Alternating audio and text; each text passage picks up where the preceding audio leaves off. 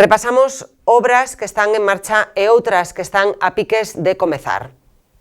A Xunta abre o prazo de presentación de ofertas para a execución das obras de renovación do firme na autoestrada AG53 entre os enlaces de Dozón e de San Cristóbal de Cea cun investimento de máis de 4,8 millóns de euros.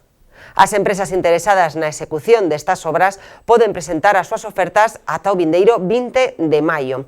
A actuación ten un prazo de execución de 6 meses. Os traballos centraránse na reparación dos danos superficiais na estrada, do repintado das marcas viarias, no fresado de taboleiros de pasos de vigas e na reposición do firme en toda a vía e nos seus ramais do enlace con Cea.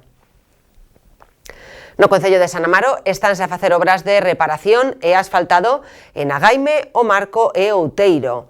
Por outra banda, no concello de Leiro continúa o seu plan de acondicionamento e humanización dos espazos públicos. Adxudicaron a primeira fase das obras previstas para o barrio de Carris. O proxecto contempla o rego da rúa con aglomerado asfáltico, canalización de augas pluviais, cambio de iluminación pública con iluminación LED, cableado subterráneo, reparación de aceras e supresión dos sumideiros. A primeira fase, que abarca un pouco menos da mitade deste barrio, está a punto de comezar e contará cun investimento de 48.000 euros que financia a Deputación Provincial de Ourense.